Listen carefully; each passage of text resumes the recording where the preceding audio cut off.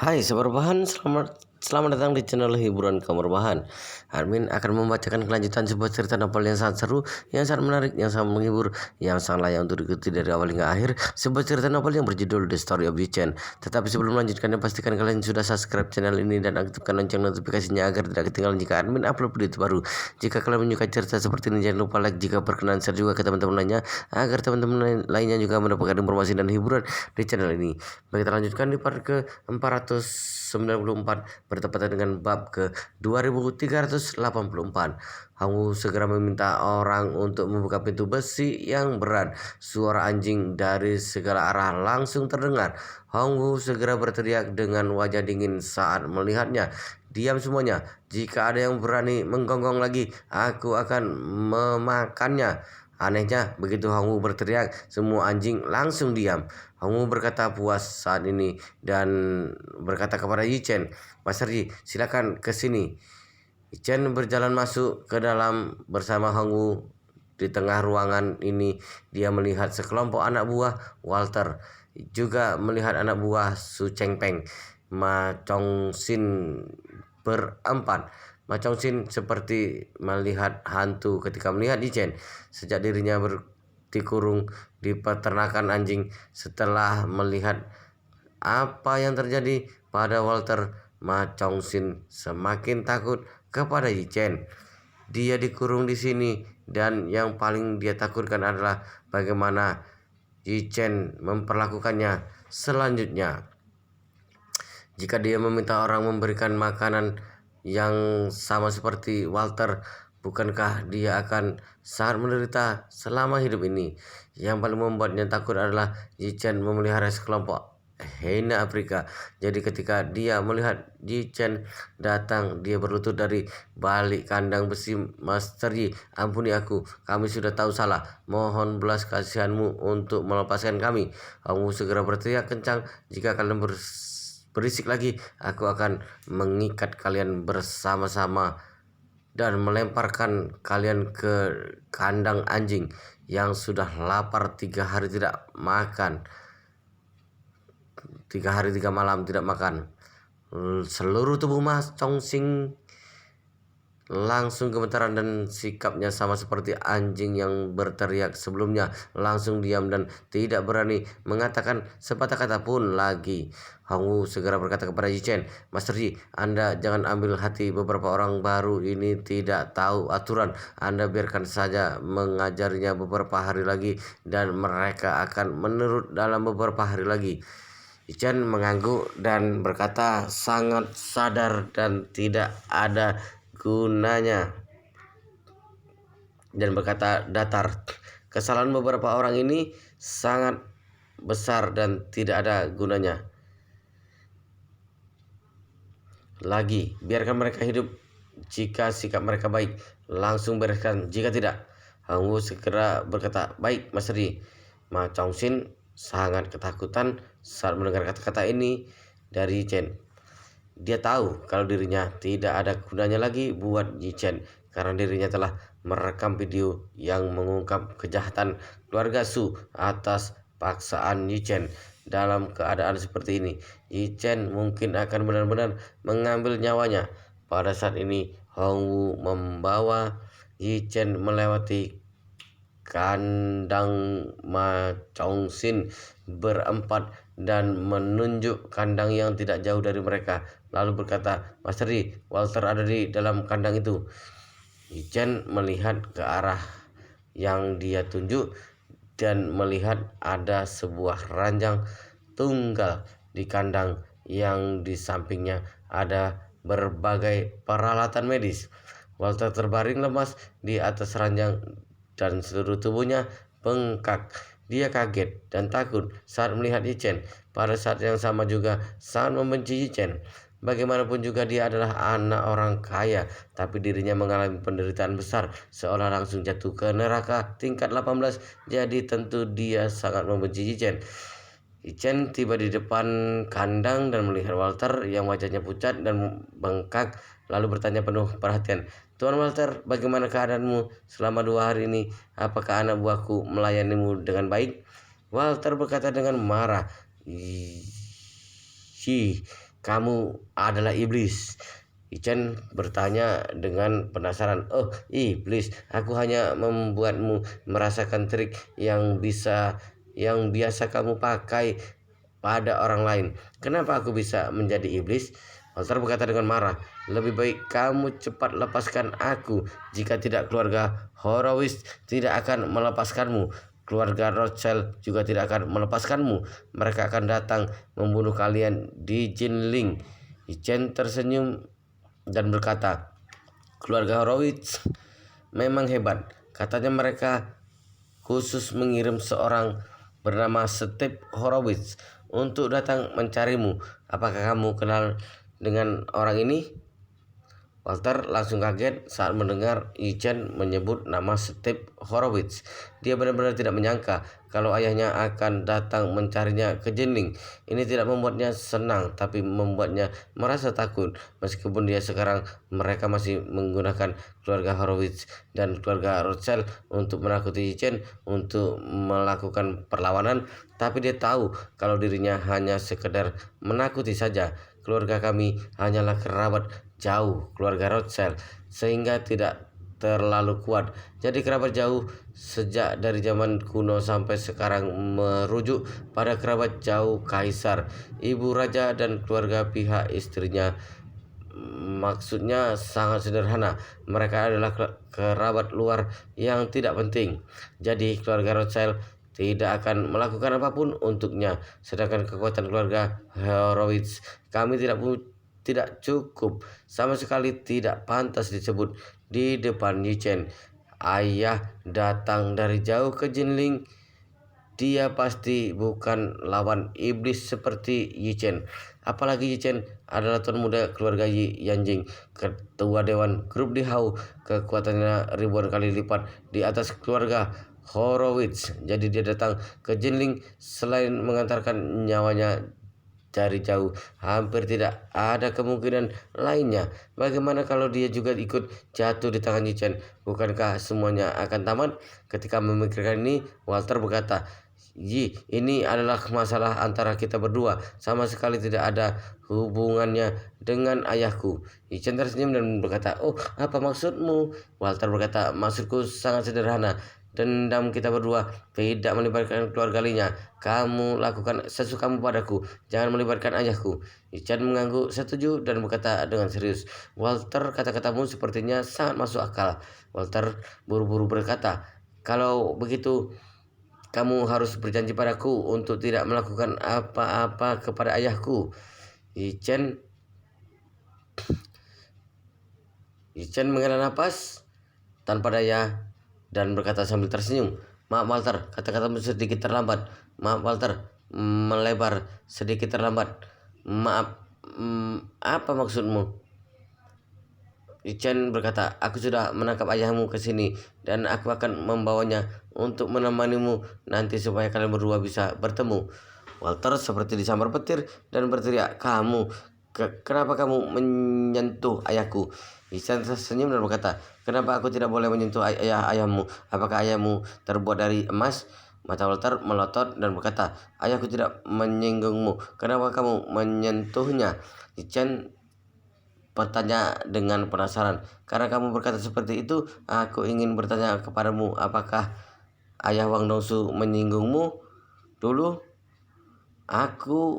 Walter langsung tidak bisa berkata apa-apa. Dia tahu bahwa semua ini karena perbuatannya. Jika bukan karena dirinya meracuni ayah Wang Dongsu dan memaksa Wang Dongsu melakukan kejahatan, bagaimana mungkin nasibnya seperti hari ini? Jadi dia tidak bisa berkata apa-apa saat dia ditanya balik oleh Yichen.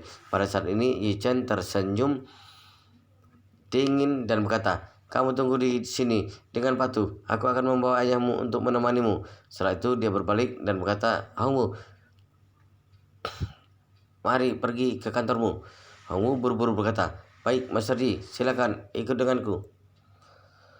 Saat ini Su Shaode dan Steve sudah dibawa oleh anak buah Hongwu ke kantor Hongwu. Karena keduanya sedang pingsan dan leher hingga tangannya diikat, anak buah Hongwu hanya bisa menggunakan gunting untuk memotong pakaian mereka berdua menjadi potongan kain, sampai semua pakaian di tubuh kedua orang ini sudah digunting dan hanya menyisakan sepasang celana pendek. Seorang anak buah berjalan masuk. Dia memegang baskom kosong dan ember besar, lalu berkata dengan susah payah, "Aduh, ember ini sangat berat." Salah satu bos kecil yang bernama Kakak Biau berjalan ke arahnya, mengulurkan tangan dan memainkan air di dalam ember, lalu berkata dengan cemberut, "Xiao Osi, airmu ini tidak cukup dingin. Ada apa ini?" Anak buah yang dipanggil Xiao Si buru-buru berkata, "Kakak Biau, air ini diambil dari keran toilet. Air di pipa itu sendiri mungkin memang tidak terlalu dingin." Kakak Biau berkata, "Cepat ambil es batu di gudang pendingin. Cepat pergi." Kandang Hongwu memelihara ratusan jenis anjing petarung dari berbagai ras, dan semuanya merupakan ras anjing yang sangat menggugah selera. Selain itu, untuk menjaga keliaran anjing petarung, dia biasanya memberi makan daging mentah pada anjing-anjing tersebut. Dengan konsumsi daging mentah yang begitu besar di sini, Hong Wu menghabiskan uang untuk membangun gudang pendingin kecil khusus untuk menyimpan berbagai daging beku. Xiao Woxi membawa setumpuk pecahan es batu kemari. Kakak Biao menyuruhnya untuk menuangkan semua pecahan es itu ke dalam ember. Air di ember segera menjadi sangat dingin. Setelah itu, Kakak Biayu memandang Su Saude dan Step yang diikat bersama dan berkata, "Pasteri memerintahkan untuk mengguyurkan sebaskom air pada masing-masing dari mereka, tapi kedua anjing ini diikat bersama. Kalian semua cepat pisahkan mereka terlebih dahulu." Begitu mengatakan itu, terdengar sebuah suara, "Tidak perlu memisahkan mereka lagi, langsung guyur mereka dengan seember air saja." Orang yang berbicara adalah Yichen. Saat melihat Yichen datang, Kakak Biau buru-buru berkata dengan hormat, "Baik, Mas Ri." Setelah berbicara, dia langsung mengambil ember dan mengguyurkan seember air es pada Su Saude dan Step. Seember air dengan pecahan es ini langsung membuat Su Saude dan Step kedinginan, juga langsung membangunkan kedua orang itu. Dingin sampai ke tulang membuat mereka berdua teriak dan seluruh tubuh mereka gemetar hebat. Bahkan di kepala Su Saude ada tumpukan es yang belum sepenuhnya mencair. Mereka berdua sangat panik saat menyadari bahwa mereka diikat dari leher hingga tangan. Su Saude berkata, Yichen, kamu membawaku ke tempat apa ini?" Yichen tersenyum sedikit dan berkata, "Bukankah aku sudah memberitahumu? Melihatmu datang dari jauh, aku sebagai tuan rumah tentu saja harus melakukan yang terbaik. Aku sudah menyiapkan kamar yang bagus untukmu dan membawamu kemari untuk menikmati."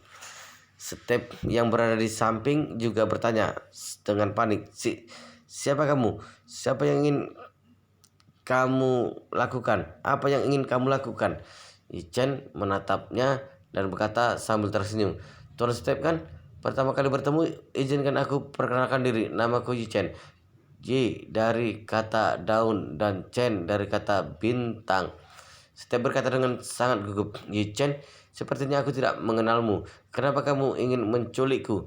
Yichen tertawa. "Kali ini Tuan Step datang ke Jinling untuk mencari putramu, Walter kan?" Mata Step membelalak dan berseru, "Kamu kenal Walter?" Yichen mengangguk dan berkata dengan datar, "Tidak hanya kenal, dia diundang kemari olehku." Step tidak bisa menyembunyikan kegembiraannya dan berkata, "Di mana dia? Aku ingin bertemu dengannya." Yichen berkata sambil tersenyum, "Jangan buru-buru, nanti aku akan mengatur upacara reuni megah untuk kalian ayah dan anak. Tapi kamu harus tunggu sebentar. Aku masih ada urusan dan harus berbicara dengan Tuan Su dulu. Setelah selesai berbicara, dia memandang Su Saude dan mencibir. Tuan Su, tahu diri sedikit, katakan saja apa yang kamu ketahui. Jangan menungguku untuk memaksamu mengatakannya. Saat mendengar kata-kata Yichen, tubuh gemuk Su Saude tiba-tiba bergidik dan berkata, "Aku tidak tahu apa-apa. Apa yang kamu inginkan katakan? Apa yang ingin Apa yang kamu ingin aku katakan?" Yichen mengeluarkan ponsel dari sakunya, mengarahkan kamera ke Saude dan mencibir, "Aku hanya memberimu satu kesempatan. Katakan dengan jujur, bagaimana keluarga Su membunuh Du Haiking dan Su Jeyu. Jika perkataanmu memuaskanku, aku bisa membiarkanmu sementara untuk tetap hidup. Tapi jika perkataanmu tidak terlalu memuaskan, maka aku akan membuatmu masuk ke dalam daftar orang hilang selamanya." Susode sangat ketakutan. Dia bahkan dia bukan orang bodoh. Yichen bisa langsung menculiknya kemari. Di satu sisi itu membuktikan dia memiliki kekuatan yang luar biasa. Di sisi lain juga membuktikan dia memiliki kemampuan untuk membereskan hal-hal setelahnya. Jadi dia berpikir dalam hati, kali ini aku diam-diam menghilang dari masyarakat. Takutnya masyarakat sama sekali tidak bisa menemukanku. Meskipun Yichen membunuhku, masyarakat juga sangat sulit untuk melibatkan masalah ini dengannya. Dan yang lebih penting lagi, semua orang tahu tidak boleh menyinggung keluarga Su. Tapi meskipun demikian, Yichen masih berani menculikku. Ini membuktikan bahwa dia sama sekali tidak takut pada keluarga Su. Yichen tidak takut pada keluarga Su. Inilah yang paling mengkhawatirkan bagi Su Saude. Dia merasa bahwa Yichen tidak mencari uang, juga tidak menghargai keluarga Su sama sekali. Dalam keadaan seperti ini, jika dia benar-benar ingin membunuhnya, sepertinya hanya masalah sepele. Karena itu, jika dia tidak mengatakannya dengan baik, mungkin benar-benar akan mati di tangannya. Jadi dia menghela nafas dalam hati. Hari ini aku mengkhianati ayahku. Jika bisa selamat, kelak ayahku juga pasti tidak akan mengampuniku. Dalam analisis terakhir, hal terpenting saat ini adalah menyelamatkan nyawaku terlebih dahulu. Kalau tidak, reputasi ayahku memang selamat, tapi nyawaku melayang. Apa yang sedang aku ragukan? Memikirkan hal ini, dia buru-buru berkata, aku katakan semuanya." Yichen menunjuk ke kamera dan berkata dengan dingin, "Ayo hadapi kamera dan katakan semuanya dengan jelas." Susaude segera berkata, "Pembunuhan terhadap Du Haiking dan Suroli memang dilakukan oleh keluarga Su, tapi ini direncanakan oleh ayahku sendiri, Su Chengpeng. Tidak ada hubungannya denganku."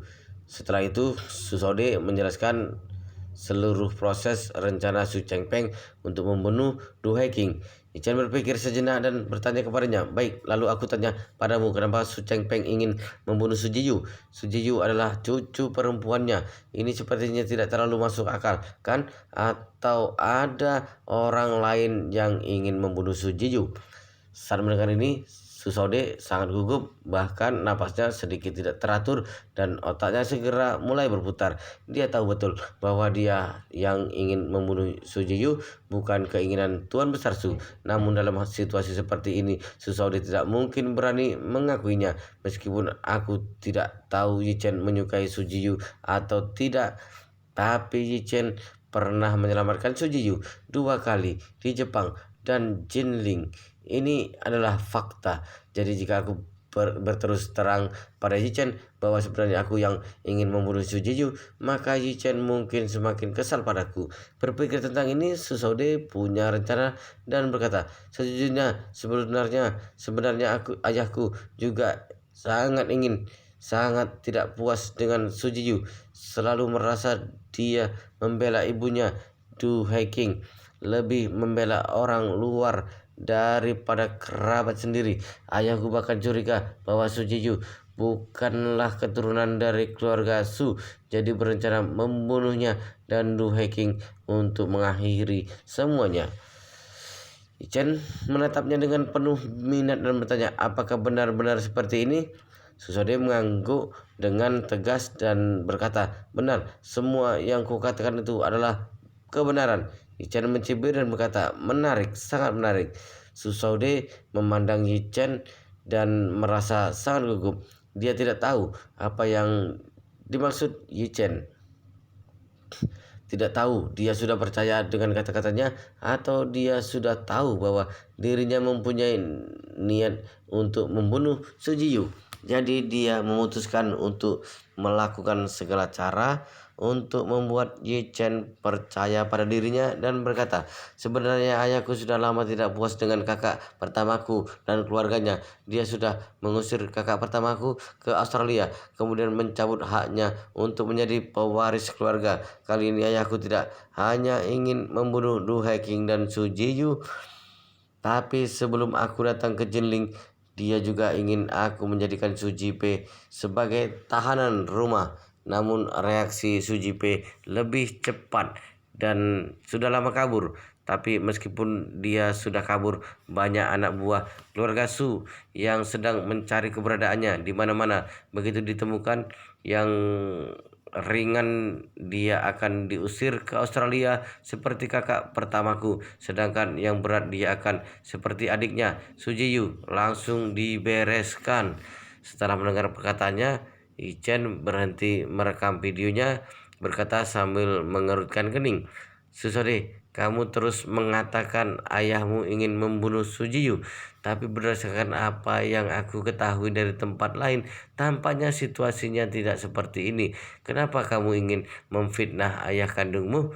Susode langsung terkejut dan berkata, tidak, aku tidak memfitnah ayahku. Semua yang aku katakan adalah kebenaran. Kebenaran? Ichen mencibir, baik, aku akan mencari orang kemari untuk memastikannya denganmu. Setelah berbicara, dia segera berkata pada Hongwu, pergi bawa Ma Chongxin itu kemari. Saat mendengar nama Ma Chongxin, Susode langsung sangat ketakutan. Dia tidak menyangka sekarang Ma Chongxin masih hidup. Bahkan lebih tidak menyangka Ma Chongxin ada di tangan Yi Chen. Kali ini sudah berakhir. Kali ini benar-benar sudah berakhir. Ma Chongxin adalah pengawal pribadi Tuan Besar. Dia datang membunuh Du Haiking adalah perintah dari Tuan Besar. Dia pasti tahu bahwa Tuan Besar tidak memerintahkan untuk membunuh Su Jiyu. Ketika dia datang, bukankah aku akan terekspos? Tadinya Susode kedinginan karena diguyur oleh sebaskom air dingin, tapi sekarang dia mulai berkeringat karena gugup. Dia memandang Yi Chen dengan panik dan berkata dengan terbata-bata, Yi Chen, kamu tidak boleh percaya pada Ma Chongxin. Orang itu sangat pandai menipu. Setiap perkataannya tidak ada yang benar. Yi Chen tersenyum sedikit. Nanti setelah dia datang, kalian berdua bisa memastikan langsung. Susode sangat gugup, tidak tahu apakah Yi Chen akan mengetahui triknya setelah Ma Chongxin datang kemari nanti. Tak lama kemudian, Ma Chongxin yang diborgol di tangan dan kaki dibawa kemari oleh anak buah Hongwu. Tadi saat bertemu dengan Yi Chen, Ma Chongxin langsung berlutut dan memohon ampun, dan saat bertemu dengan Yi Chen lagi, dia hendak berlutut dan memohon ampun lagi, tapi dia melihat ada dua pria parubaya yang bertelanjang dada di dalam ruangan. Setelah melihatnya dengan seksama, dia baru menyadari bahwa salah satunya adalah tuan muda kedua keluarga Su Saude. Pada saat ini Ma Chongxin seperti sudah disambar petir. Dia bahkan bermimpi pun juga tidak menyangka bisa bertemu dengan tuan muda kedua keluarga Su di sini. Pada saat yang sama, dia semakin takut pada Yichen karena dia benar-benar tidak menyangka Yichen sangat berani, bahkan tidak melepaskan tuan muda kedua keluarga Su. Saat melihat kedua kaki Ma Chongqing gemetar karena ketakutan, Yichen menatapnya dan bertanya dengan dingin sambil menunjuk Su Shaude. "Ma Chongqing, apa kamu kenal dengan orang ini?" Ma Chongqing buru-buru mengangguk dan berkata dengan hormat, "Jawab Master Yi, aku kenal dia. Dia adalah tuan muda kedua keluarga Su Shaude." Saat ini Su Shaude menatap Ma Chongqing dengan gugup dan mengingatkan Margama, "Kamu harus perhatikan apa yang kamu katakan di depan Tuan Yi. Kamu harus bertanggung jawab atas semua yang kamu katakan." Cari mengerutkan kening dan bertanya kepada Su Shaude, "Apakah aku menyuruhmu berbicara?" Setelah berbicara, dia menunjuk Su Shaude dan memerintahkan Hong Wu tampar dia. Wow, luar biasa sekali guys, ceritanya sangat seru, sangat menarik, sangat menghibur, sangat membuat kita penasaran jika tidak mengetahui cerita kelanjutannya. Tetapi sepertinya di bab ini sampai di sini dulu dan kita akan lanjutkan di bab berikutnya di video selanjutnya. Pastikan kalian sudah subscribe channel ini dan aktifkan lonceng notifikasinya agar tidak ketinggalan jika admin upload video terbaru. Jika kalian menyukai cerita seperti ini, jangan lupa like, jika berkenan share juga ke teman-teman lainnya agar teman-teman lainnya juga mendapatkan informasi dan hiburan di channel ini. Baik, kita lanjutkan di bab berikutnya di video selanjutnya.